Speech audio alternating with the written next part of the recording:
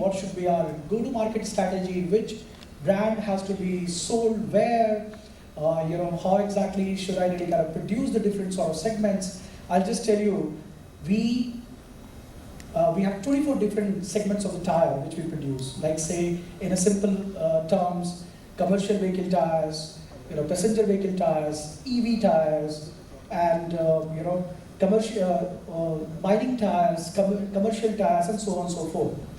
We are in our revenue category. The passenger car tire comes as third, and in there we have close to around 800 plus SKU. So that brings the challenge of how do I really kind of manage this manufacturing of 800 plus SKUs? How do I really kind of produce it? How do I really kind of design it? How do I really kind of ship it, sell it, and how do I manage my OTIF, my supply chain objective of meeting the customer demand at the right time? So that's where the entire business value chain lies, and my job is to see that any problem, any business problem across this particular value chain, I bring AI and digital transformation to help solve the problem. That's the problem statement which I deal with on a daily basis. I typically represent the world where the cyber world meets the physical world every day. Not only every day, but every hour, rather every second. In our plant, most of our plants, out of this say 8 plants, most of our plants are Industry 4.0. They keep sending data to the cloud. So we say proudly that our machines are talking, and now we need to listen to the machines and make sense to see that, okay, how do we bring that manufacturing productivity which can help me to meet my on time in full delivery supply chain objective, to meet my tire shipment to my dealers. And we are primarily a B2B2C company. Well, that's about the problem statement. That's what I do in my individual capacity.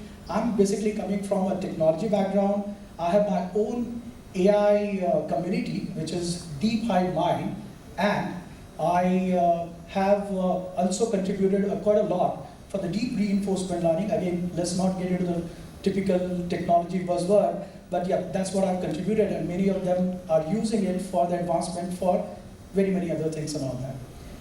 Coming back, so for me, AI is not the key thing. For me, the key thing is the business problem. For me, the key thing is the cultural sensitivity. For me, the key thing is like, how do I get my ROI? And to do that, my story is the story of intelligent automation.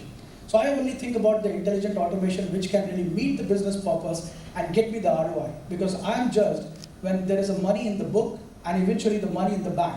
Otherwise, this AI or any other technology cannot help serve my job. To be honest, that's the way it is. Now, what do? I use AI and digital transformation to help accelerate things. So that's where I always say that the stories of intelligent automation and using this all IIoT, the big data, that generative AI, agentic AI, what we have done, we have created an intelligent automation across the business value chain. And I'll give you a quick sense of what exactly we are running it, what exactly we are doing it, and then I'll come back how exactly it is helping me to really reduce the cost, improve my top line, and how exactly it is not only becoming a cost slayer, but bringing that ROI, a good ROI for me. So with this, if I see, what I'm showing you is a generative AI programs, which we started off almost like a year back. We started off quite late. For me, as I said, it's not the technology which is what the driver is the business perspective, is the ROI, and then I choose the technology on that basis which can bring me the better ROI, right? So there are certain of the projects which we have been running in, and I'm happy and glad to say that since our plant was already, and our ecosystem was already at the Industry 4.0 cusp, so we were looking for, how do we push the envelope?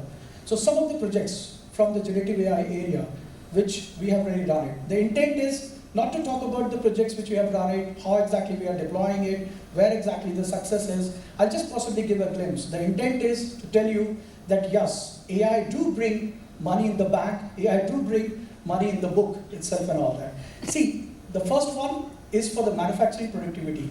We have used agentic AI.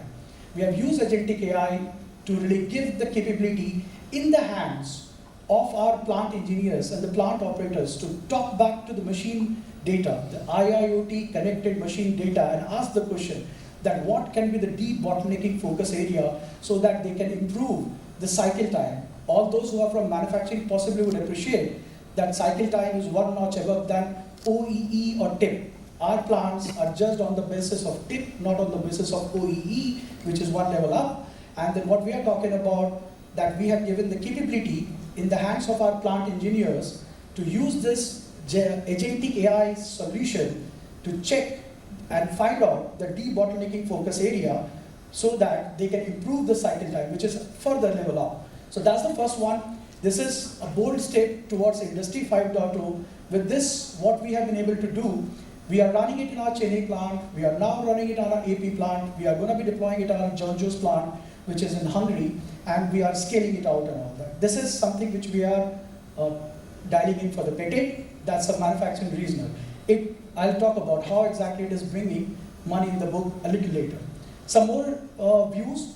We are bringing, this is something which is now we are rolling it out in India for some of the second one.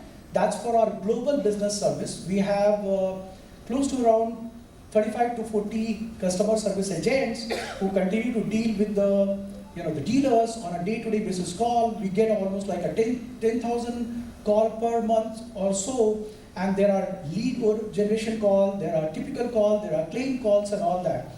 And what we wanted to do, that we wanted to really kind of help reduce the average handling time. What we could see that all our agents are typically taking around 6 to 7 minutes to handle one single call. So we thought that okay, let's build the generative AI solution, a conversational agent, which can plug in and reduce the average handling time from 6 minutes to 3 minutes. So that's the another one. Similarly, the other one is about how to bring that occupational health and safety. So that's where what we have done, that in one of the plant we are running it, our agenda was to really kind of ensure that there should not be any critical injury, there should not be any potentially serious injuries or fatalities. That's what you call PC. In the manufacturing, there is a Henrich pyramid. At the bottom, you have already got all the incidences which are captured, and at the top, you have already got a fatality, right? So what was our data before we started off? Our data was like from the year 2022 to 2024, we had 4 fatalities, right? So we decided that no, that should not be there. And how do we really kind of improve it?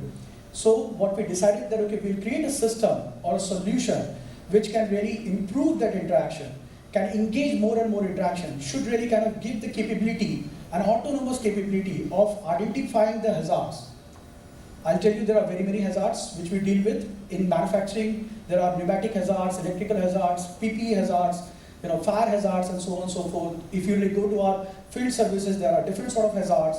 If you really go to our AIC center, there are different sort of hazards.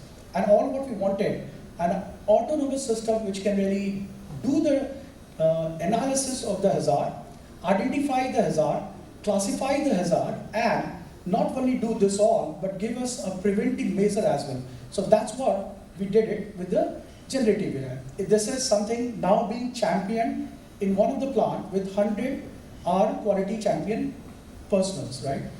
So like this, I'll keep talking about not so much in detail, but we are also bringing generative AI to really help improve our post-contracting legal system and automate that. We are also really kind of bringing the generative AI for making our marketing strategy more real time. To be honest, tire is a grudge product. To be honest, everybody looks for that, okay, what kind of make and model of the engine or the car which we are buying it.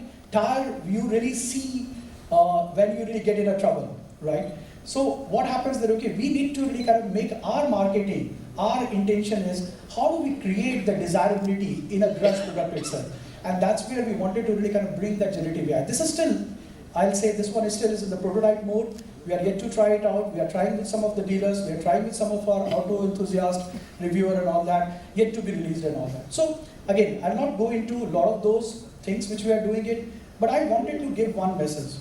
We, who as a manufacturing company, we as a tire manufacturing company, who is not only a tire manufacturer, a designer, also a trader, we have been always trying to really adopt technology, whatsoever technology. There was a time when it was like a big data, cloud, all that different sort of technology, obviously cyber security, compliances, all that comes into the picture together. But we have been always adopting technology. And we have been always adopting technology to bring that intelligent automation. Why? To bring that ROI. Why? To really kind of improve the top line. Why? To really kind of reduce the bottom line. Why? To really kind of reduce the variability. See that, okay, that our OTIF should really grow. Our demand forecasting should really kind of improve. And so on, so forth and all that. And we do our better services so that our end customer, our B2B customers, and our business users, everyone should be really more working in a profitable fashion. This is what we have been doing it. Let me tell you now, what is the important thing which I wanted to drive in. We could realize when we started off quite late in generative AI adoption, because to me, as I said it, despite I come from the technology background, that's my personal passion. In my role, I only choose for that technology which gives me the ROI, accelerated ROI. So I was not initially convinced that should I really invest in or not, right? There have been always the proposals that, okay, use quantum AI, use this AI and that AI, a different technology, a blockchain, a metaverse, and there are so many things and all that. So last year we took a conscious decision that, okay, we will start small, then with a think big approach, and gradually we'll grow fast, if things work. So my point was very clear, that while we are bringing generative AI, we'll first bring the AI-led innovation culture. What it means, that we will bring the bottom-up innovation and top-down innovation. What it means, that we will have a complete coaching connect session from the different business areas. We'll take the champions from the different business areas and we'll put them through the design thinking program. We'll make them introduce about the art of possible, of what different technologies can really bring it to them.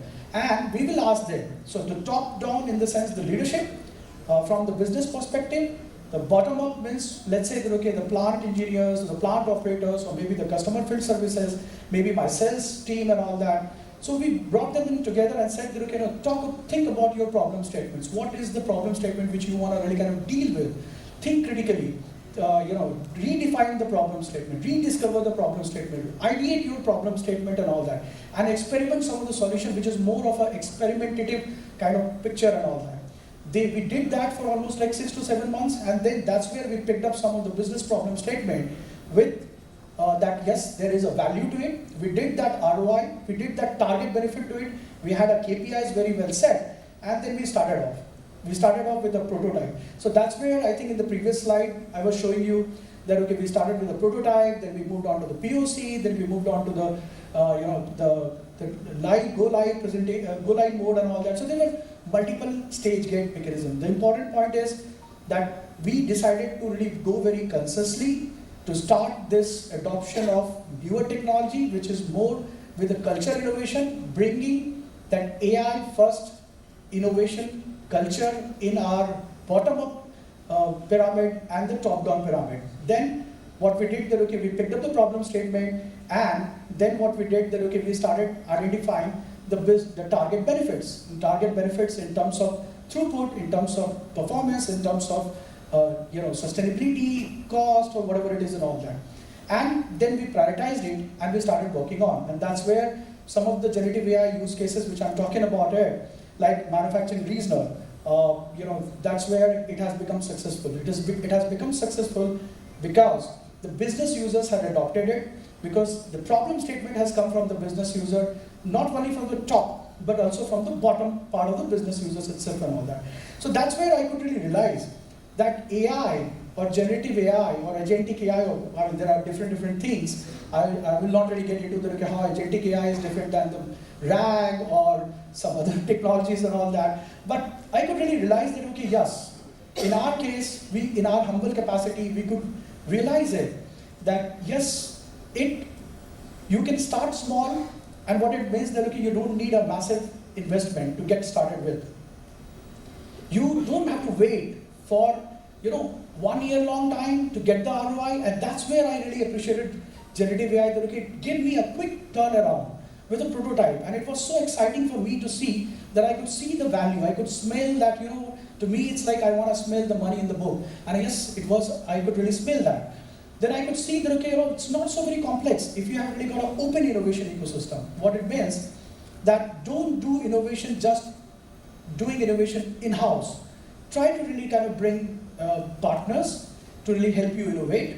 And again, I would like to add one more aspect, that when you're talking about open innovation, open up to the startups. We are being served by quite large players like Deloitte, McKinsey, Siemens, Rockwell, but we took a conscious call for generative AI, agentic AI, and fusing it with the robotics and cobots. We'll also really kind of try startups, and that's where we opened up our innovation hub in T-Hub. I think most of you who are in Hyderabad would really know about it. It's a pretty decent and very, I would say, awesome experimentation done by the government, which is very, very successful. Yeah, they have close to around 2,000 plus startup ecosystem. You go there, you will find that you have startups from mobility, from sustainability, from manufacturing, and so on and so forth and all that, right? So yes, I mean, I'm not going to read this all, but I could really sense it that we, in our humble capacity, we adopted AI, we adopted generative AI, we created agentic AI, and the first one, which I talked about, the manufacturing reasoner, I'm very happy to say that that was done in-house with a very limited investment. The investment today we are running in one plant with just $300 per month.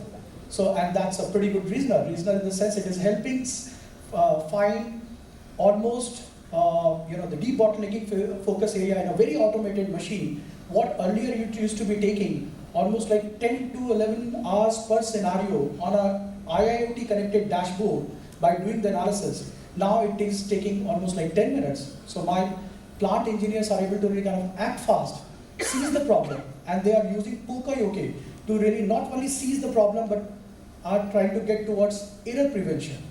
So that's pretty much which I wanted to really kind of talk about it. Again, I'll not really go into these all things. The message is very clear that if you are having a clear formula, the clear formula of having a very good business use case identified, a mechanism to really kind of figure out that, okay, what can be the target benefit, how do you really kind of scale out and scale up the business problem, and how do you really kind of bring the cultural sensitivity on board, you can reap the benefit of any technology. And believe me, we in Apollo could experience that generative AI is really an accelerator. It's just not a buzzword, it's really an accelerator. Again, I don't have to really sell generative AI. I think the gentleman has already talked quite a lot about generative AI, agentic AI, and other stuffs and all that. It is pretty good. That's what our experience has been. So that's pretty much, I'm cognizant of the time, so pretty much done. That's what it is. Thank you.